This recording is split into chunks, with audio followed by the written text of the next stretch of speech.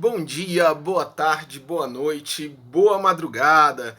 Sejam muito bem-vindos a mais uma aula de Sociologia. Eu espero que vocês estejam bem, meus heróis que resistiram até agora, resistir a essa pandemia terrível, né? Mas ainda precisamos estar seguros, né?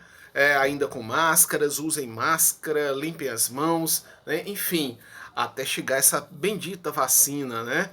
Assim mesmo, todo cuidado é pouco. Vamos que vamos. Escolhi um tema legal, um tema muito bacana para que possamos debater, né? Eu peguei o tema da estratificação social e a mobilidade social, né, pessoal? Já que eu vou querer fazer um mix explicando para vocês sobre estratificação, mobilidade social e, claro, temos que falar também dos modos de produção, né, para que nós tenhamos uma visão globalizada, né, e que possamos entender as problemáticas de cada sociedade, não importando em que tempo histórico iremos colocar, beleza? Então vem comigo que vai ser muito interessante. Gente, a estratificação social, a palavra estratificação vem de extrato, né? Extrato seria uma divisão, tá certo? E essas estratificações, elas podem aparecer de diversas formas. Pode existir uma estratificação econômica, tá? Pode existir uma estratificação política, mas também pode existir uma estratificação profissional, tá certo? Algumas delas são ligadas a status sociais, né? Outras privilégios. Vamos discutir tudo isso na aula de hoje. Então, não sai daí, tá? Não percam, vem comigo, galera. Gente, eu queria começar analisando os modos de produção, beleza? Por quê? Porque é o seguinte, os modos de produção vai acabar nos dando uma visão um pouco mais profunda, né? E iremos passear em vários tempos históricos. Eu peguei aqui um tempo histórico, como por exemplo, peguei da própria Bíblia o modo de produção asiático. Veja, aquele momento em que os hebreus estavam cativos no Egito. Vamos tentar analisar, né? Como era o modo de produção. Professor, e modo de produção? Vamos analisar o trabalho, tá? Então, pensamos assim da seguinte maneira: poxa, os hebreus estavam cativos no Egito. Mas o que quer dizer o cativos no Egito? Será que eles estavam sendo escravizados, né, no próprio Egito? Como é que é isso? Bom, gente, o modo de produção asiático, ele é uma espécie sim de escravidão, tá? Mas uma servidão coletiva. Eu diria assim, servidão coletiva. É uma espécie de escravidão, digamos assim, se é que eu posso utilizar esse termo, né? Mais leve do que a escravidão que tivemos, por exemplo, na época da colonização, ok? Ou pós-colonização, que ali era uma escravidão totalmente restrita, digamos assim. Mas, no modo de produção asiático, há uma servidão coletiva. Portanto, os hebreus estavam cativos ali no Egito e o resto da história, vocês já sabem, né? Que Moisés liberta seu povo e etc, etc e tal. Então vamos lá. Vem comigo. Pensando sobre o modo de produção asiático, nós temos aí esse modelo, que é o modelo de servidão coletiva. Se eu for um pouco mais além na história, tá? Eu irei falar de quê? Eu irei falar do feudalismo. E o feudalismo lá na Idade Média, tá certo? Veja que estamos aí caminhando, viajando no tempo histórico, tá? Feudalismo, Idade Média. Qual o nosso tema? Estratificação social. Primeira coisa que tenho que saber, como era organizada aquela sociedade, né? Havia ali, pessoal, a ruralização, digamos assim, tá? Então, como se dividia aquela sociedade? Poxa, aquela sociedade, se eu for pensar o modo de produção, eu vou pensar o modo de produção da vassalagem, tá certo? Onde existiam os senhores feudais e os vassalos, os servos. Vamos então imaginar aqui uma pirâmide social e vamos imaginar como estaria dividido esses estamentos, essas classes, tá certo? E depois iremos aqui analisar se existia ou não a mobilidade social. Professor, mobilidade social? Sim, mobilidade, tá? Seria esse deslocamento. Existem várias formas de mobilidade. Existe a mobilidade, tá? Horizontal, existe a mobilidade vertical. Tudo isso iremos investigar de acordo com os temas propostos, ok? Então vamos lá, vamos pensar aqui a Idade Média, a sociedade medieval, tá? Onde a visão de mundo era o teocentrismo. Caramba, se a visão de mundo seria colocar Deus como centro de tudo, então eu vou já deduzir que a igreja ela tinha muito poder. Ela tinha muito poder e influenciava a vida das pessoas, tá certo? Então fiquem ligados nesses detalhes. Então vamos lá, vamos imaginar aqui a sociedade medieval e na sua base os servos, obviamente, tá? Depois dos servos, os senhores feudais, bacana. Depois dos senhores feudais, eu poderia dizer que era a nobreza. E depois o clero, né? A própria igreja.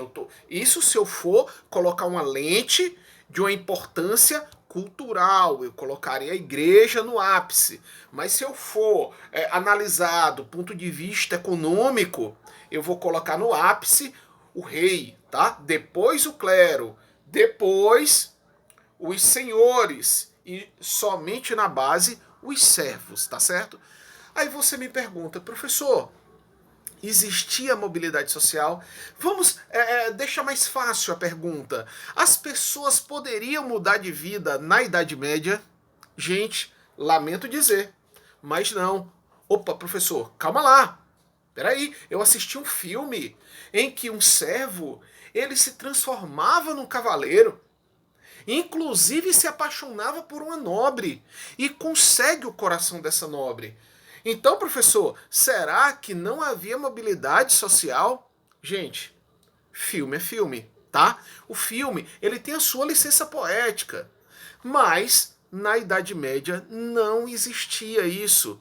Veja, na ficção, ok, você até ilustra para deixar a história mais interessante, né? Mais convidativa. Mas, na realidade, isso não ocorria. Se você nascia nobre, ia morrer nobre. E você casaria com uma nobre. Se você nascia servo, você ia morrer servo, né? Você só se casaria com servos. Então, não havia essa possibilidade de mobilidade.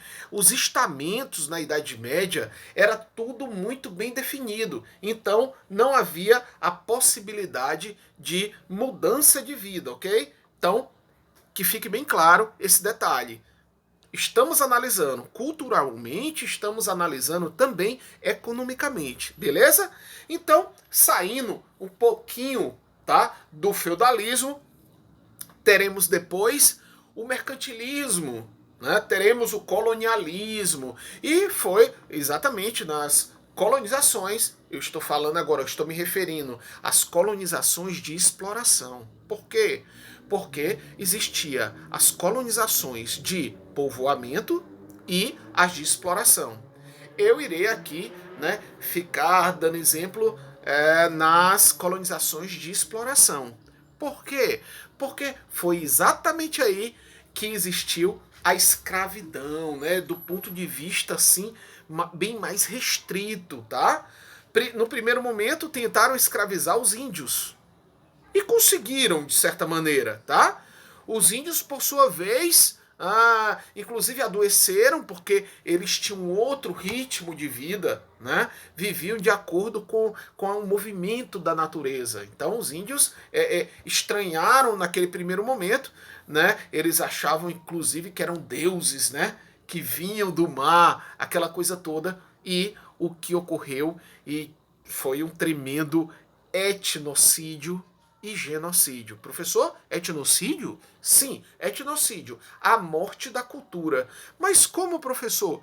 A morte da cultura? Ora, Veja, junto com os colonizadores, vieram também a igreja querendo catequizar os nossos índios. Pensa comigo, pessoal. Olha só, se tivéssemos que ter uma religião, né?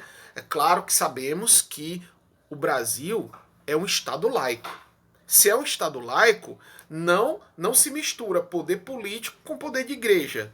Mas veja que na colonização, tá? Na colonização tinha todo o apoio da Igreja Católica. Então, a igreja, ela veio o quê? Catequizar os nossos índios. Os nossos índios que viviam de uma maneira bem mais, digamos assim, animista. Professor, o que significa animismo? Animismo vem da palavra anima, e a palavra anima significa alma. Alma ou espíritos que estavam em toda parte. Então, os índios, eles eram animistas. Ou então, vamos chamar de nativos, já que o nome índio foi adquirido depois. Então, o índio via espírito em todo lugar. Via espírito no mineral, no vegetal, em toda a natureza. Tá certo? Então, via deuses em todo lugar. Até chegaram os colonizadores com a cruz, tá? Colocando goela abaixo e fazendo o índio acreditar em céu, inferno, e aí começa um outro tipo de exploração, uma exploração bem mais cultural, tá? Alienante, eu diria. Mas o foco aqui seria o quê? A mobilidade, né? Então veja, no primeiro momento, o modo de produção da escravidão tenta usar a mão de obra indígena. E o que ocorre com os nossos indígenas? Ocorre uma doença chamada banjo, mais ou menos isso, tá? Banzo, com Z, tá?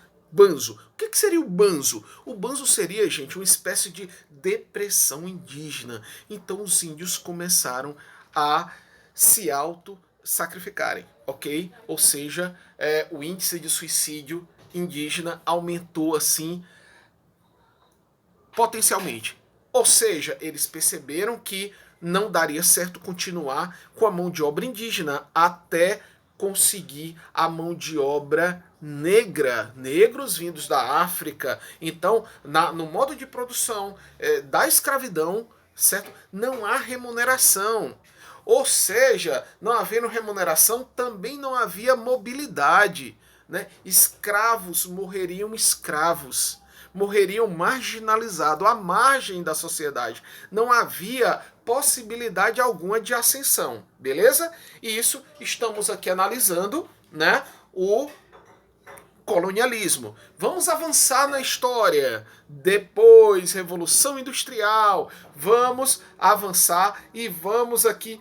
Mas antes de entrar, né, na discussão sobre o capitalismo, eu queria colocar também um tipo de estratificação bem interessante, analisando inclusive culturalmente, tá, a sociedade indiana. Gente, sociedade indiana, né?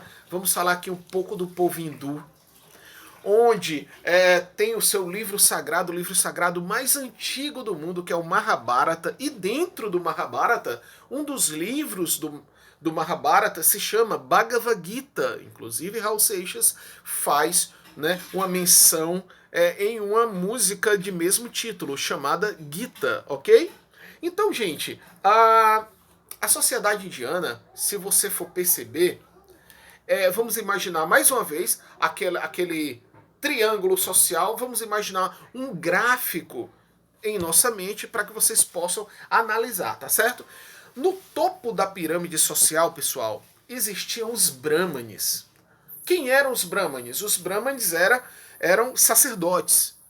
Seria a mais alta casta. Casta, classe social, tá? Estamento. Então, existia ali, ainda existe hoje, apesar da Constituição indiana ter proibido, certo? A ideia de uma sociedade dividida por castas, beleza? Depois eu vou explicar uma polêmica no final dessa reflexão sobre a sociedade indiana.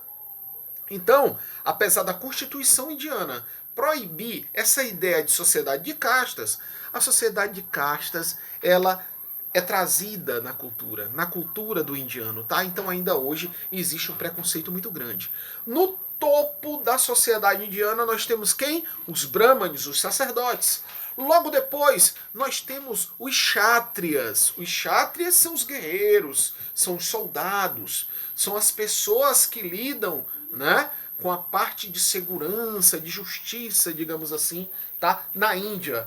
Logo depois, logo abaixo, nós temos os vaixás. Os vaixás são comerciantes, tá? Os comerciantes indianos. Ou seja, observa, gente, na sociedade indiana também não há mobilidade social, não há essa mudança de casta.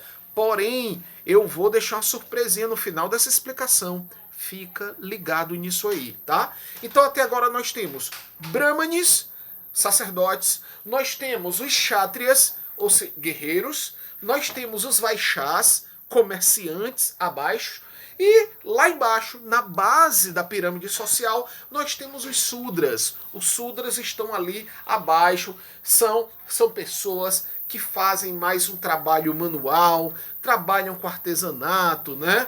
Trabalham de forma manual, mas fica ali na base da pirâmide social. Terminou, professor? Não, não terminamos. Sabe por quê?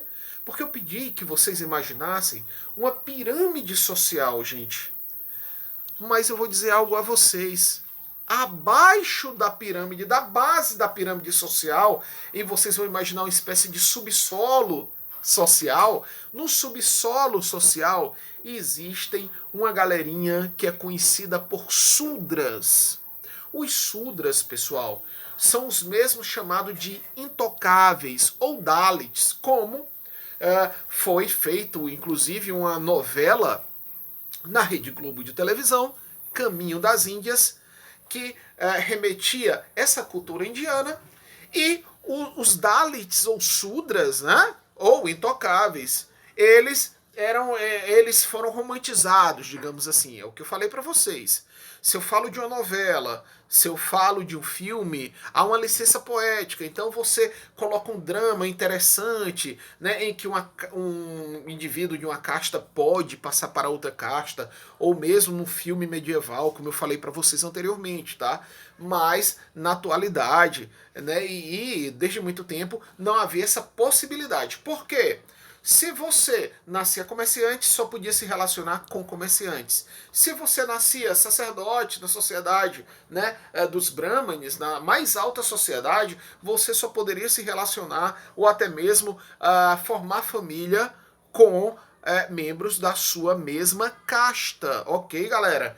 Se você, digamos, era um vaixá, filho de um comerciante, obviamente vocês casariam com pessoas da mesma casta. Porém, não havia aí a mobilidade. Só que com o passar do tempo, certo? Com o passar do tempo, além de ficar aquela situação muito desagradável, que seria as situações, especialmente dos Dalits, que eram conhecidos como párias. O que é um pária? O que é ser um pária no mundo? Né? É eu não ter valor nenhum. Eu não possuir status algum. Né? Isso é ser pária. Não é à toa que eles eram chamados de intocáveis. Os intocáveis só trabalhavam com trabalhos, digamos assim, sujos, trabalhos que ninguém queria, né? Trabalho com esgoto, né? De limpeza de fossa, enfim, eles eram completamente marginalizados. Só que a partir das mudanças econômicas, culturais e sociais, né? E também o crescimento do islamismo.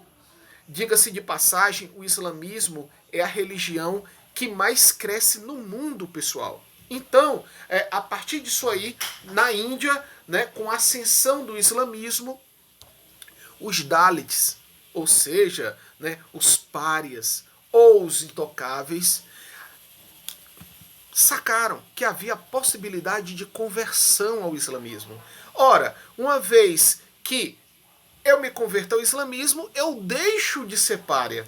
Eu deixo de ser visto, tá, como um Dalit nessa sociedade de castas e passo a viver a partir do olhar islâmico. E no olhar islâmico não existe essa divisão de castas. Olha, por isso que eu te falei, né? Toda regra há uma exceção, existe essa polêmica é muito atual, né? Então, é uma alternativa que os, digamos assim, os Dalits, né, os Sudras usam, né, ou melhor dizendo, os intocáveis usam para que eles possam ser respeitados, que eles possam ser aceitos. Então, eles mudam de hindu para islâmicos, ok? Mas oficialmente não há mobilidade, tá certo? Não há uma mobilidade, digamos assim, social na Índia. Haja vista que podemos analisar o seguinte: e se há um tipo de mobilidade, nesse caso específico dos párias, tá? Nesse caso específico aí dos intocáveis, a partir da conversão, aí existe sim o que chamamos de mobilidade horizontal e não vertical. Ele não muda, digamos assim, ele não passa a ser respeitado como sacerdote, mas aí uma mobilidade horizontal. Ele muda o seu patamar, ele muda do aspecto, né, de intocável para um cidadão islâmico, ok? Então aí já houve uma mobilidade, mas no sentido horizontal e não no sentido vertical, ok? Beleza, pessoal? Ficou entendido? Vamos agora para a nossa última parte, que seria a partir do capitalismo. Seria a análise, né, da sociedade capitalista. E é na sociedade capitalista, sim, que pode existir a mobilidade social. Professor, que tipo de mobilidade? Ora, eu vou analisar a partir do aspecto econômico, né, gente? Então vamos lá. Pode existir a mobilidade social crescente ou decrescente. Vamos analisar um pouquinho. Vamos aqui imaginar mais uma vez o nosso gráfico social, né? Vamos imaginar agora uma sociedade de classes, a sociedade capitalista, tá certo? Classe A, B e C. Claro que há outras subdivisões, né? Há quem diga A, B, C, D, a partir da atual conjuntura ou até mais. Vamos fazer aí as análises bem críticas, né? Não podemos deixar de analisar. Por isso que há uma certa controvérsia quando você faz uma análise do capitalismo, tá certo? E deixa apenas classe A, B e C. Eu vou deixar A, B e C para ficar mais fácil o entendimento para vocês. Beleza? Tranquilo? Definição de classe. Professor, classe, grupo de pessoas que se encontram em determinado grupo e em determinada situação econômica. Se eu falo classe A, eu estou falando da mais alta sociedade. Classe B, classe média. E classe C, a classe baixa, com suas subdivisões. Beleza, gente? Então vamos lá. Professor, a possibilidade de mudança de classe social? Bom, para o grande pensador Karl Marx, sim, tá certo? Até mesmo porque existe uma dinâmica na sociedade capitalista. Apesar de que essa dinâmica, ela, sob o olhar de Karl Marx, ela sempre vai beneficiar as classes dominantes, tá certo? Vai sempre beneficiar. Ah, professor, mas aí há uma evolução tecnológica, né? Há um progresso econômico, sim, mas tanta tecnologia quanto a cultura, né? Quanto a algumas inovações, elas estão voltadas para retroalimentar esse sistema. Esse sistema que vai beneficiar quem? Quem? Lógico, a classe dominante, tá certo? A classe das pessoas mais abastardas, né? As pessoas ricas que detêm todo o poder econômico e que detêm os meios de produção. Beleza? Vamos analisar então. Vamos fazer a nossa análise, certo? Então, a sociedade ela se organiza baseada nos interesses da classe dominante. Muito bem, professor. Vamos analisar aqui como, em que situação podem ocorrer as mobilidades. Vou colocar aqui, gente, eu já citei agora, quando eu falei agora há pouco sobre a questão da sociedade de castas, né? Eu citei aquele deslocamento horizontal, em que você muda a tua condição, mas você não dá aquele salto quântico, né? De mudar de vida de uma hora para outra. Então, isso nós chamamos de mobilidade horizontal. Você muda a condição, você está no emprego, estava no emprego de estagiário e você foi promovido, tá certo? Você foi promovido, só que não houve aquela mudança, que eu digo, aquela mudança quântica, né? De passar a ganhar muito dinheiro e mudar a sua vida. Não, não houve isso. Mas já houve uma mudança de cargo. As pessoas já te observam de outra maneira. Então houve-se uma mobilidade horizontal, certo? E ainda não a vertical, beleza? Vou colocar aqui o caso de um senhor, isso que nos anos 70, né, ele ganhou sozinho na loteria, né?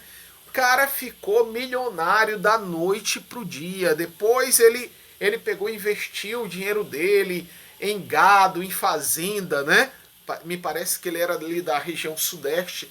E inclusive eu estava lendo a respeito. Ele morreu faz pouco tempo, eu acho que ele morreu, não sei se foi agora em 2012, 2008, enfim, né? O cara ganhou, acertou sozinho o prêmio da loteria. Ou seja, o cara mudou de vida. E nós temos aí alguns outros exemplos, mas eu estou colocando assim um exemplo que chama muita atenção, né? Que o cara ele era um sujeito classe C, né? Um sujeito pobre, e depois ele dá um salto quântico, né? Ele sai da classe C para a classe A. Chamamos isso de mobilidade crescente. Existe também, professor, a mobilidade decrescente. Veja, né? Que nós passamos por várias situações econômicas, né? Tivemos um momento de muita prosperidade, politicamente falando, economicamente falando. O Brasil chegou a ser a 8ª economia do mundo.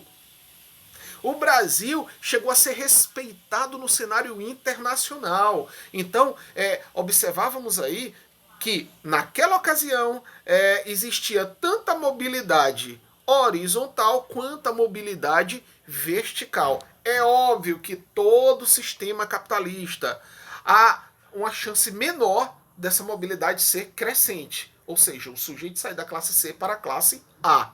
Mas há bem mais possibilidades de haver uma queda, né? A queda no status social, a queda na questão financeira, haja vista aí as crises do próprio sistema capitalista. Veja, fomos surpreendidos com a pandemia do Covid-19, do coronavírus, né?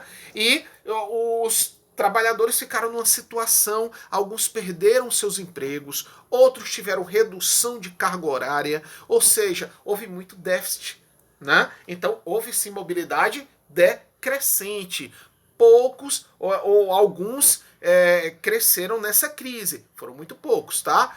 Donos de farmácia, bem de serviço e etc e tal. Poucos.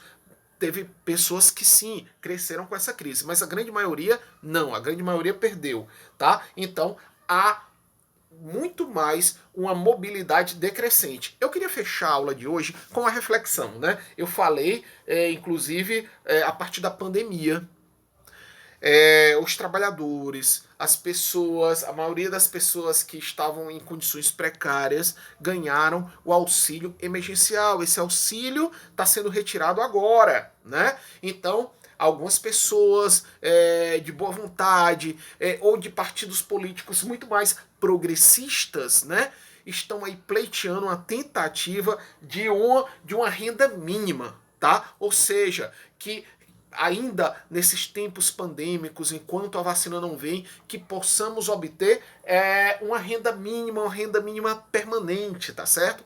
Mas estamos sob a égide de um outro olhar político, tá? Uma égide bem diferente. Ou seja, o auxílio emergencial vai ser retirado, né? E não sabemos o que é que vai acontecer com nossa sociedade. Portanto, fica aí uma reflexão interessante sobre modo de produção, tá? Estratificação social e mobilidade social. Pessoal, foi um imenso prazer, né, estar aqui com vocês. Vem comigo, assistam as próximas aulas. Vocês são heróis e resistência sempre. Até a próxima, galera. Valeu!